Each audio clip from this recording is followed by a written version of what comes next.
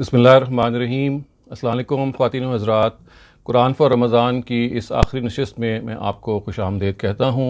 आज हम सूरह अनाम के एक हिस्से का मुताला करेंगे। ये सूरह अनाम की आयत नंबर 151 है और इसके अल्फाज ये हैं कि कुल तआलौ अत्लु मा हर्रम रब्बुकुम अलैकुम अल्ला तुश्रिकू बिही शैअन व बिल वालिदैनि इहसाना वला तक़्तुलू औलादकुम मिन इमलाक़ नहनु नर्ज़ुकुकुम व इय्याहुम वला तक़रबुल फ़वाहिश मा ज़हर मिन्हा व मा बतन वला तक़्तुलुन नफ़्सल्लती हर्रमल्लाहु इल्ला बिल हक़ वला तक़्तुलुन नफ़्सल्लती हर्रमल्लाहु इल्ला बिल हक़ ज़ालिका वस्साकुम बिही लअल्लकुम ताक़िलून। यानी ये वो कुरान मजीद का हिस्सा है कि जहाँ पे अल्लाह ताला ने एक मरतबा फिर एक असर नौ दावत दी है और ये बताया है कि कुरैश को कि उस चीज़ की तरफ आएँ जिस पे सब लोग मुत्तफ़िक हैं, जिस पे सब लोग अपने आप को इकट्ठा पाते हैं। चुनांचे अल्फाज ये कि कहो आओ मैं सुनाऊं जो चीज़ें तुम पर तुम्हारे रब ने हराम की हैं, और वो क्या है, वो ये चीज़ है तुम किसी को उसका शरीक ना ठहराओ। यानी अल्लाह ताला का किसी को शरीक ना ठहराना ये तो एक ऐसी चीज़ है कि जिसको हम शिर्क कहते हैं। और खुदावंद ताला की हमें जो कुरान मजीद में इस सिलसिले में वईद मिलती है उसकी बड़ी वजह ये है कि अल्लाह ताला ये कहते हैं कि शिर्क वो गुनाह है कि जिसके बारे में इंसान असल में अल्लाह पे झूठ बांध रहा होता है। यानी वो अल्लाह को एक लिहाज से उस पर इफ्तरा कर रहा है, क्योंकि अल्लाह ताला ये कहते हैं कि भाई अगर मेरा कोई साझी होता, मेरा कोई शरीक होता, मेरा कोई पार्टनर होता तो इसकी इत्तला तो मैंने आपको देनी थी। ये इत्तला आपको किसने दी है? तो और चूंकि ये इत्तला आपके पास आ नहीं सकती मेरे अलावा और आपने ख़ुद ही कहीं से इसको घड़ लिया है, तो ये एक बदतरीन झूठ है जो अल्लाह ताला पे बांधा जा रहा है। तो इस वजह से ये कहा गया कि देखें, सबसे पहले जिस चीज़ को आपने अपनी ज़िंदगी से ख़त्म करना है वही शिर्क है। ये मालूम है कि जो नबी सल्लल्लाहु अलैहि वसल्लम की जो कौम है, नबी सल्लल्लाहु अलैहि वसल्लम की जो उम्मत है, वो शिर्क में गलतान थी और शिर्क के उनके बहुत मुख्तलिफ़ किस्म के उनके जो आप कह लीजिए किस्में थी जो उनके यहाँ राइज थी। वो फ़रिश्तों को खुदा की बेटियाँ मानते थे, वो जिनों से ताल्लुक़ पैदा करते थे और जिनों के बारे में भी यही राय रखते थे। इसी तरह से उनके यहाँ मुख्तलिफ़ जो कायनात के हिस्से हैं उनके मुख्तलिफ़ अगरचे वो इलाह तो एक ही मानते थे अल्लाह ताला को, लेकिन कायनात के अंदर जो मुख्तलिफ़ क़ुव्वतें कार फरमाएँ उसके हवाले से ये वो समझते थे कि उनकी जो देवी और देवता हैं वो अल्लाह ताला के इताब से उनको बचा लेंगे। अव्वल तो क़यामत होगी नहीं, अगर होगी तो ये जो उनके शुरका हैं वो उनको बचा लेंगे। लिहाजा सबसे पहली चीज़ जिसको कहा गया वो ये है कि आपको जिस चीज़ से अपने आप को दूर करना है वो ये है कि किसी चीज़ का शरीक किसी चीज़ के साथ को अल्लाह के साथ शरीक ना ठहराएं। और फिर दूसरी बात ये कही गई कि वबिल वालिदैनि इहसाना, यानी फ़ौरन अल्लाह ताला के हक़ के बाद, ये देखिए कुरान मजीद का ये आम तरीका है कि जब भी अल्लाह ताला का हक़ बयान होता है उसके फ़ौरन बाद वालिदैन का हक़ भी बयान हो जाता है। तो ये कहा गया कि अपने वालिदैन के साथ आपने हुस्न सलूक करना है, अच्छे अंदाज से पेश आना है, तल्ख़ कलामी नहीं करनी, बदगोई नहीं करनी, बदखोई नहीं करनी, बल्कि रिस्पेक्ट यही असल चीज़ है।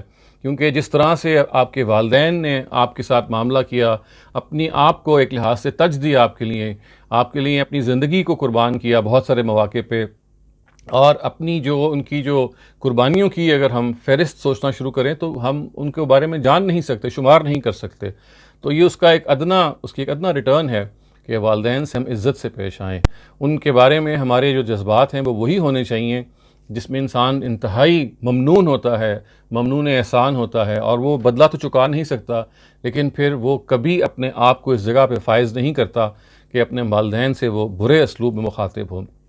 ये बुरा असलूब तो ख़वातीन व हज़रात एक ऐसी चीज़ है कि जो अनफॉर्चुनेटली हमारे यहाँ जो हमारे बच्चे हैं और वालिदैन हैं उनके दरमियान ये बदकलामी हम देखते हैं कि हो जाती है।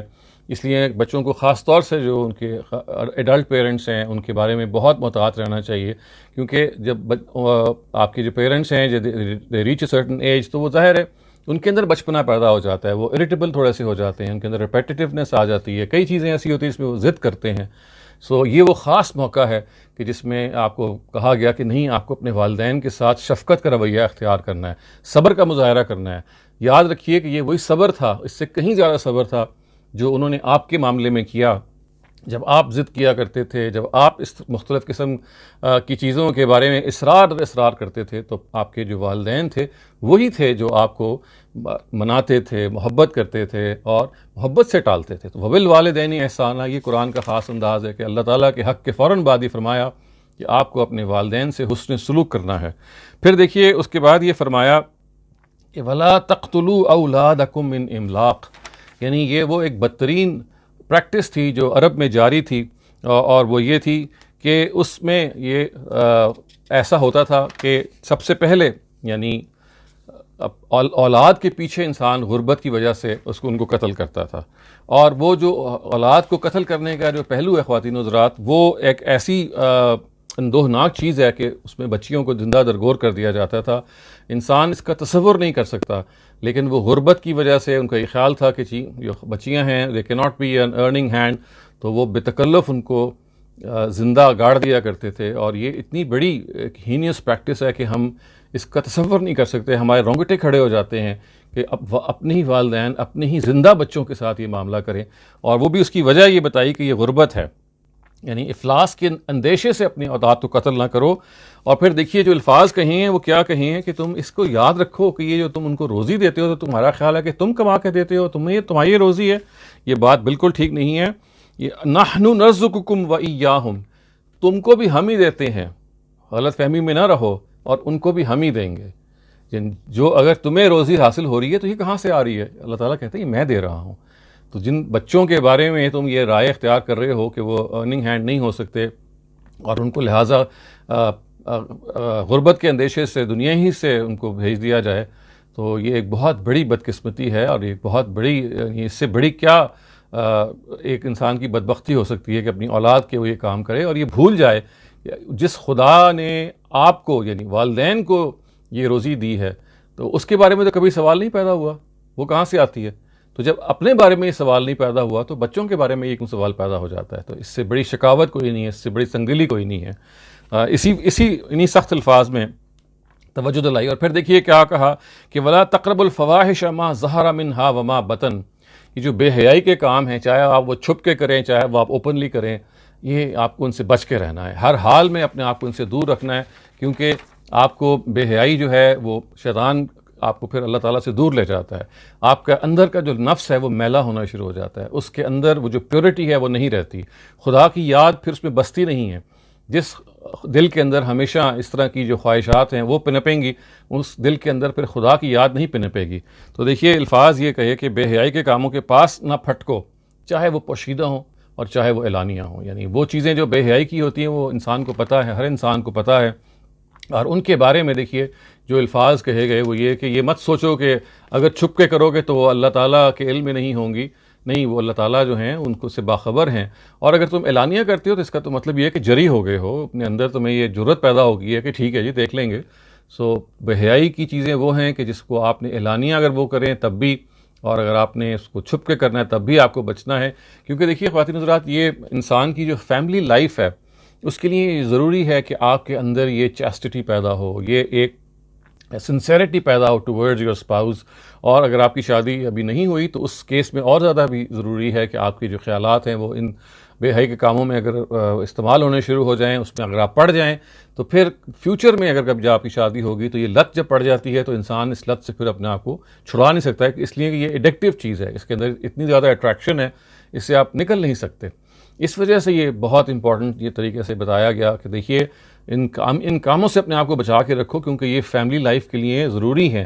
فیملی لائف کے بارے میں قرآن مجید کا ایک مستقل موقف ہے کہ it is the building block of a society, یعنی family is the basic unit. اگر اس میں خلل پیدا ہوگا تو سوسائٹی میں خلل پیدا ہوگا۔ اس کو خلل سے بچانے کے لیے پھر ہمیں دیکھیے بہت سارے آداب بتائے گئے ہیں کہ اپنی نگاہوں کو پاکیزہ رکھنا ہے، اپنے لباس کو ہم نے باقرینہ رکھنا ہے، اور اس طرح سے اپنے اندر اس میلان کو روکنا ہے کہ جو میلان پیدا ہوتا ہے جب ہم نگاہوں کو ڈھیل دیتے ہیں اور ان نگاہوں پہ پہرا نہیں بٹھاتے۔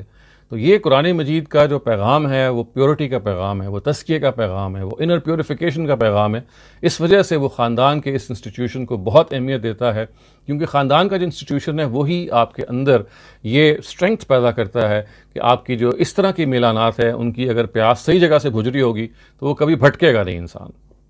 اس کے بعد دیکھیے خواتین حضرات یہ فرمایا کہ ولا تقتلوا النفس التي حرم اللہ الا بالحق، یعنی کسی ایسی جان کو کہ جس کو اللہ تعالیٰ نے محترم ٹھہرایا ہے اس کو آپ جان نہیں لے سکتے سوائے اس کے کہ کوئی اس کا جسٹیفائڈ ریزن ہو، یعنی حق پر ہو۔ اس کی وجہ ظاہر ہے یہی ہے، یعنی اس کی بنیاد یہی ہو سکتی ہے، مثال کے طور پہ اگر اس نے کسی کی جان لی ہے تو اس کے جواب میں اس کی جان لی جا سکتی ہے، لیکن اگین وہ جو جان لینا ہے وہ فرد نہیں لے سکتا، بلکہ وہ جان لینا وہ اسٹیٹ ہی کا کام ہے۔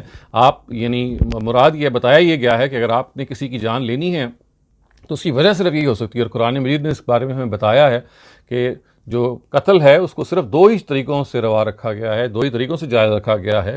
قتل سے مراد یہ ہے کہ اگر سزا کے طور پہ قتل جو اگر کیا جاتا ہے، یعنی سزاً جو قتل کی جو سزا ہے وہ صرف اس کو دی جا سکتی ہے کہ جس نے خود قتل کیا ہو یا وہ جو فساد فی الارض کا مرتکب ہو۔ اس کے علاوہ آپ کسی شخص کو موت کی سزا نہیں دے سکتے، اور اس کے علاوہ اگر آپ دیں گے تو وہ تجاوز ہوگا، اور پھر اس کے بغیر اگر دیں گے یعنی اگر کوئی جسٹیفیکیشن ہی نہیں ہے، ان دونوں میں سے کوئی جسٹیفیکیشن نہیں ہے، تو پھر تو یہ ایک ایسا بڑا ظلم ہے کہ اگر یہ ظلم ہونا شروع ہو جائے تو وہ پھر وہ جو معاشرہ ہے وہ پھر ڈھور ڈنگروں کا ریور بن کے رہ جاتا ہے، اس کے اندر پھر انسانیت ختم ہو جاتی ہے، وہ حیوانیت کی طرف چلنا شروع ہو جاتا ہے۔ اور دیکھیے خواتین حضرات اس کے بعد یہ فرمایا کہ ولا تقربوا مال الیتیم الا بالتی ہی احسن حتی یبلغ اشدہ واوفوا الکیل والمیزان بالقسط، یعنی یہ کہا گیا کہ یہ جو باتیں ہیں ان کی طرف تمہاری اللہ تعالیٰ ہدایت فرماتے ہیں۔ ذالکم وصاکم بہ لعلکم تعقلون، یعنی اللہ تعالیٰ تمہیں ان چیزوں کی طرف دھیان دلاتا ہے، تمہیں ان کی طرف ابھارتا ہے تاکہ تم کوئی عقل سے کام لو، تاکہ تم کوئی سمجھ سے کام لو، کیونکہ یہ وہ چیزیں ہیں کہ جو ہر عاقل بالغ آدمی کو سمجھائی جا سکتی ہیں، بتائی جا سکتی ہیں، بشرطے کہ وہ اپنی عقل کو استعمال کرنے کے لیے راضی ہو۔ اور پھر دیکھیے یہ کہا گیا کہ یتیم کے مال کے پاس بھی نہ پھٹکو، یعنی یہ جو الفاظ ہیں وہ یہ ہیں کہ لا تقربوا مال الیتیم الا بالتی ہی احسن، یعنی یتیم کے مال کے پاس نہ بھٹکو۔ اس کے بارے میں یہ ہرگز نہیں ہونا چاہیے کہ تمہاری نگاہ اس پہ ہوگا کہ تم یتیموں کے سرپرست ہو کہ کسی طرح سے مجھے وہ مال میں ہڑپ کر لوں، اس سے پہلے کہ وہ یتیم جو ہیں وہ جوان ہوں اور میں ان کو مجھے وہ مال واپس کرنا پڑ جائے، تو میں جتنا دیر میں میری سرپرستی میں ہے during the time that I am a custodian, تو میں اس میں کوئی اس طرح کی ناجائز دستبرد کر سکتا ہوں۔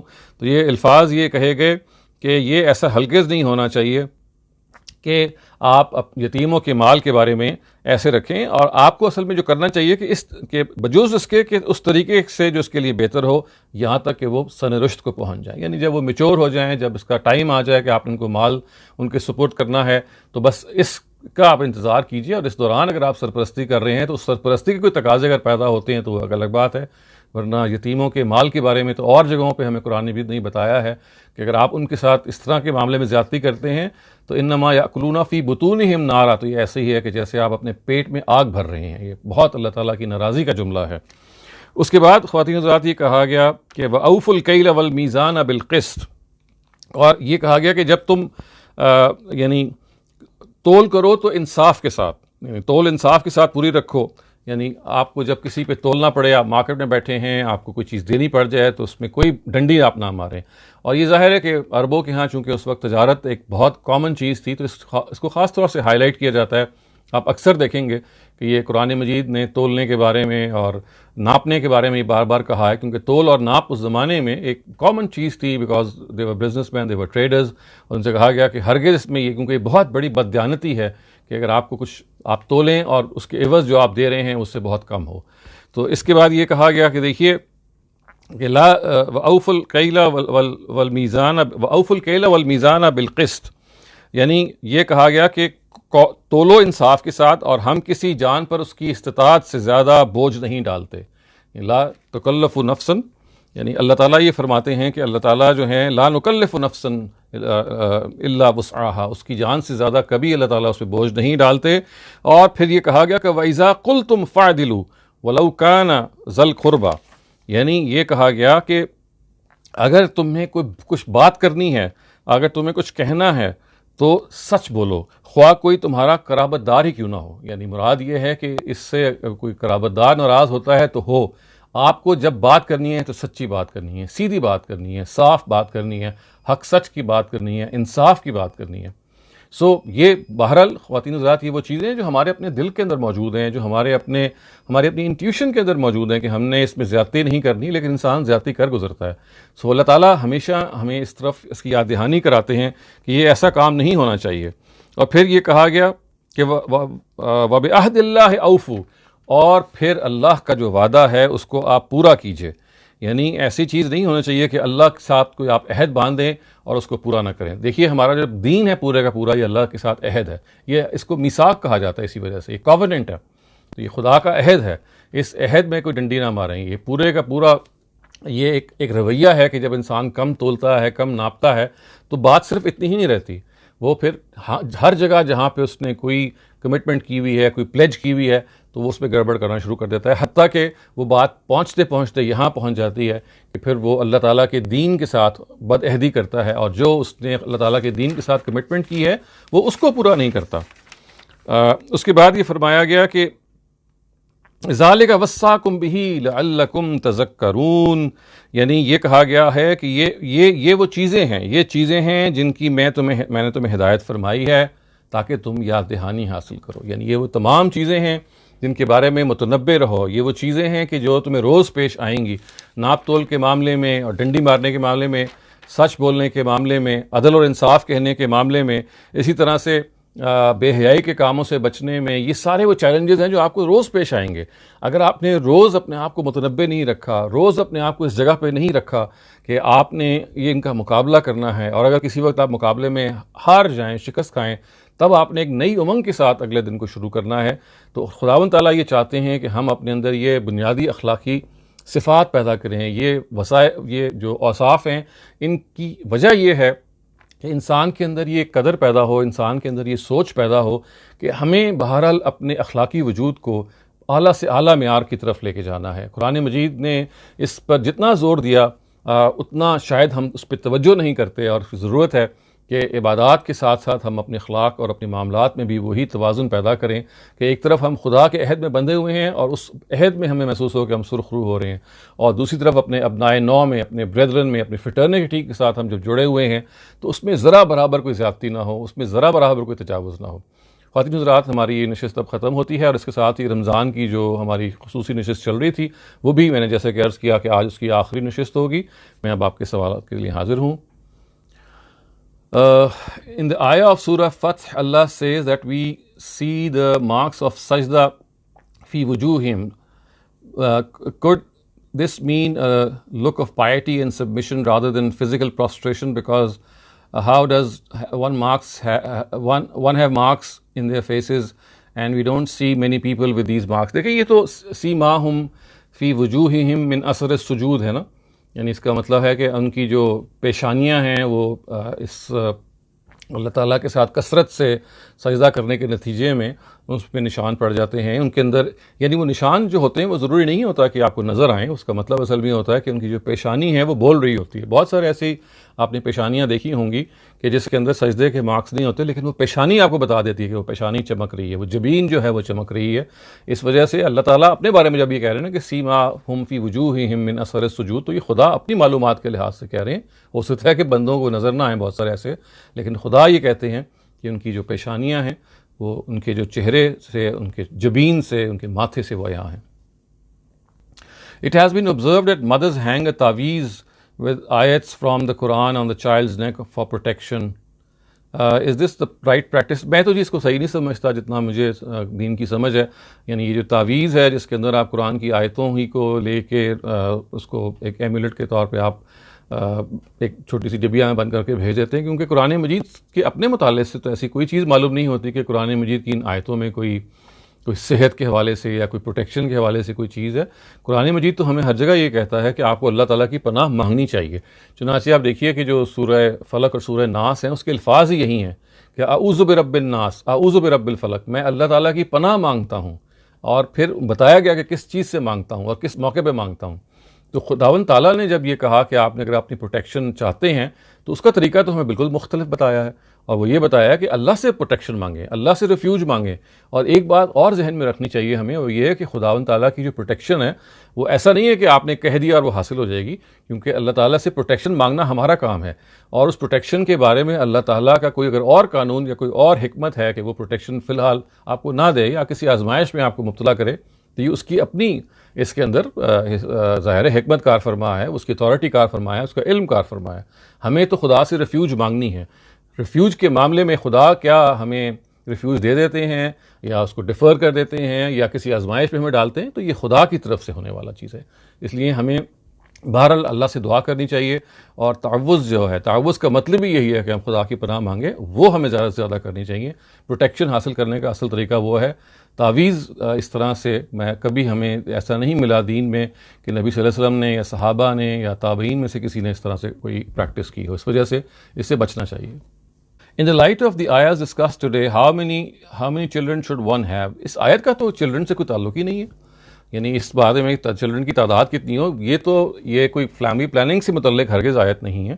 یہ تو آیت صرف یہ بتا رہی ہے کہ جو عرب معاشرے میں اس وقت کی سوسائٹی میں یہ وجہ پیدا ہو گئی تھی کہ غربت کے اندیشے سے وہ اپنے بچیوں کو زندہ درگور کر دیتے تھے، ان کو مار دیتے تھے. یہ ایک بہت ہی شقی القلب پریکٹس ہے، شکاوت اس میں ہے، اس کے اندر یہ سنگ دلی اس میں پائی جاتی ہے، یہ ہے. لیکن یہ کہنا کہ کوئی فیملی پلاننگ سے اس کا تعلق ہے، اس کو لوگ جوڑنے کی کوشش کرتے ہیں، لیکن وہ ایک الگ سے ایک انڈیپینڈنٹ موضوع ہے.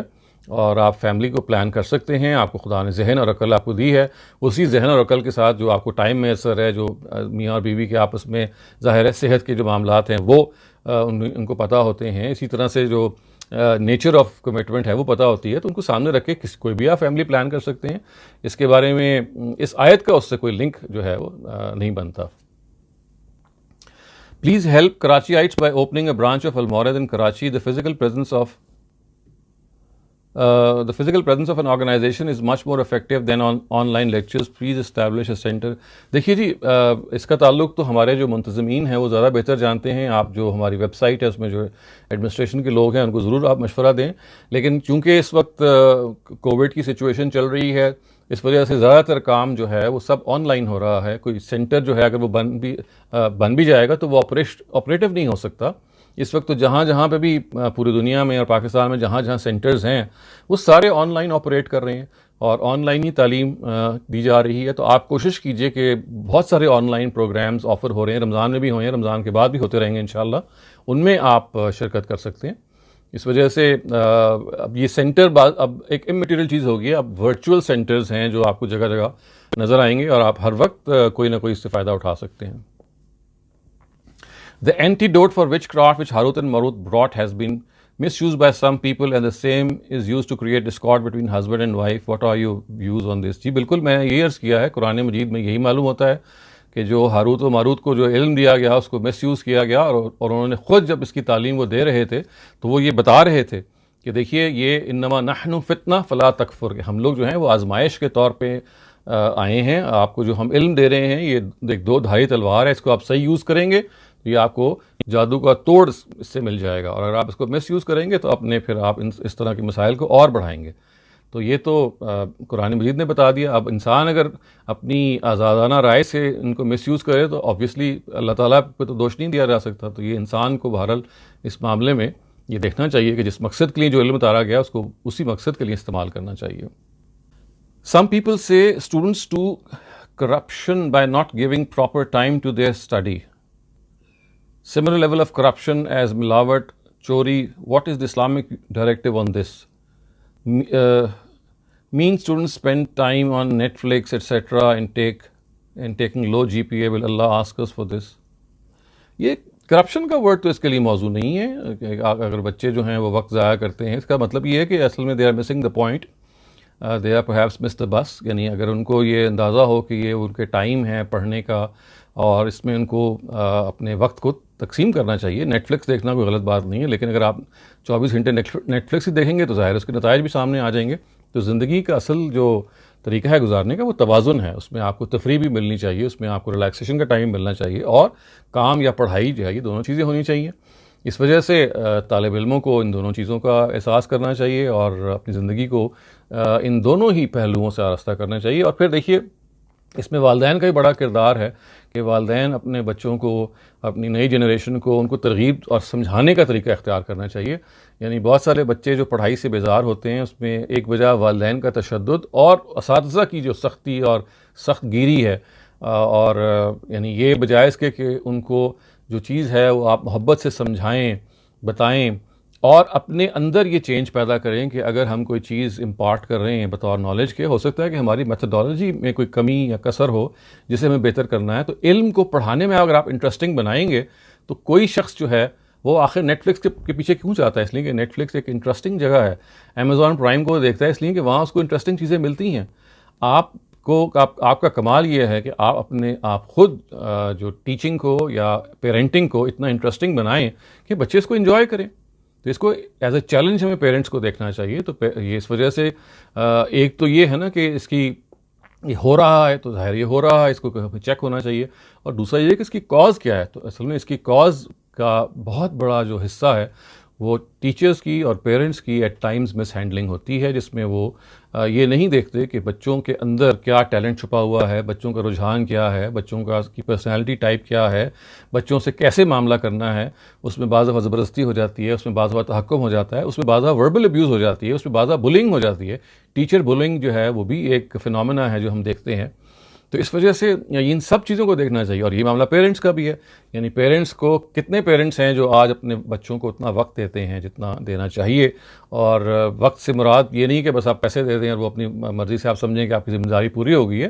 وقت کا مطلب ہے کہ آپ ان کو ایک کچھ کوالٹی ٹائم دے رہے ہیں جس میں آپ you are able to groom them into becoming better citizens of the country, better human beings of this globe. تو اپنی ذمہ داریوں کو دیکھنا چاہیے اور اسی توازن سے آگے بڑھنا چاہیے. Our society is rampant with all evils and just described, especially in measurements, ناپ تول وغیرہ. Can we get rid of these practices؟ دیکھیے یہ جو اخلاقی طور پہ جو جتنی بھی پریکٹسز ہم نے دیکھا ہے کہ ہمارے اندر کمی ہے، تو وہ اس کی وجہ وہی ہے نا کہ ہمیں اپنے اخلاقی تربیت کے پہلو کو ہم نے کمزور رکھا ہوا ہے اور ہم نے مذہب کو عبادات کا ایک مجموعہ بنایا ہوا ہے. ہمارا خیال ہے کہ مذہب اصل میں کچھ ریچولز ہیں جو ہم نے پورے کرنے ہیں، اور اگر ہم نے کچھ غلطیاں کی ہیں تو کچھ حج کر لیا، کچھ عمرہ کر لیا، کچھ چیریٹی میں دے دیا تو وہ اللہ تعالیٰ ہم کو معاف کرے گا. تو جب تک آپ اس کانسیپٹ کے اندر ایک بہت جسے کہتے ہیں نا کہ ٹوٹلی ایک انٹائرلی ایک نیا شفٹ نہیں لے کے آئیں گے، ان کو یہ بتائیں گے نہیں کہ دیکھیے ریچولز جو ہیں یہ خود they are not an end to themselves, they are a means to an end. یعنی یہ کوئی مقصود بذات نہیں ہے، بلکہ مقصود بذات تو اعلیٰ کردار اور اخلاق ہے. اگر آپ کے ریچولز آپ کے اندر اخلاق کی تبدیلی پیدا نہیں کر رہے تو اس کا مطلب ہے کہ you need to revisit them. تو یہ جب تک اخلاق کو، کردار کو آپ ٹاپ پرائیورٹی نہیں بنائیں گے، آپ کے جو پیرنٹس ہیں وہ اس کے لمبردار نہیں بنیں گے، جو ٹیچرز ہیں وہ اس کے لمبردار نہیں بنیں گے، اور اخلاقی تربیت کو بہت اوائل میں یعنی as soon as they enter kindergarten, یہ دنیا نے اس کے بہت تجربے کیے ہوئے ہیں. جاپنیز نے بہت اچھے تجربے اس میں کیے ہوئے ہیں جس میں انہوں نے دنیا کو ایک سسٹم سمجھایا ہے کہ کیسے ایکٹیویٹی بیسڈ لرننگ کے ذریعے سے کیریکٹر گرومنگ کی جا سکتی ہے at a very early age. تو ان سے سیکھنا چاہیے، اور جب تک ہم اس کو سیکھیں گے نہیں اس وقت تک تو پھر ظاہر ہے جو کچھ ہم دیکھ رہے ہیں اس پہ حیرانی نہیں ہونی چاہیے، اس کو پھر ایسا ہی ہونا چاہیے. How can we interact with you after Ramadan? دیکھیے رمضان کے بعد میں عام طور سے ہر ہفتے 4 میرے سیشنز ہوتے ہیں. آج کل تو بھی 2 ایک ہمارے ریسنٹلی ختم ہوئے ہیں، تو 2 سیشنز تو ریگولرلی ہوں گے انشاءاللہ. اس سیٹرڈے اور سنڈے کو تو یہ آف رہے گا، لیکن starting from next Saturday and Sunday there is a regular session for adults which will be held. اور پھر انشاءاللہ جو ابھی ینگسٹرز کے 2 ہم نے سیشنز ابھی کنکلوڈ کیے ہیں لاسٹ ویک، وہ کپل آف ویکس میں ہم انشاءاللہ ان سے بھی کچھ ریزیوم کریں گے. تو آپ just check our websites and web pages, اور جو فیس بک کا پیج ہے اس میں اس کی اطلاع آتی رہے گی، اور اس سے اگر آپ کو فائدہ ہو رہا ہے تو انشاءاللہ ہوتا رہے گا. خواتین حضرات، اب ہمارے وقت بھی ختم ہوتا ہے اور یہ نشست بھی ختم ہوتی ہے، اور اس کے ساتھ ہی جیسے میں نے عرض کیا کہ یہ جو سیریز ہے رمضان کی، یہ بھی ہم اختتام کو پہنچا رہے ہیں. اللہ تعالیٰ کا شکر ہے کہ ہم اس قابل رہے کہ کچھ خدمت ہم کر سکے اور قرآن مجید کے بارے میں ہم اس کا ایک مطالعہ کر سکے.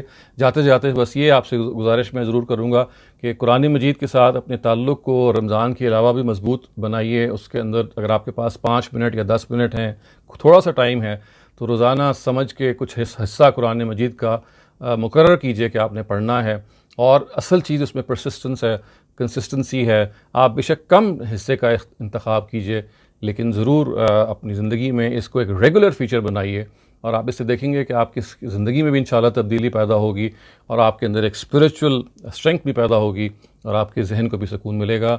اقول قولی ھذا واستغفر اللہ لی ولکم ولسائر المسلمین والمسلمات۔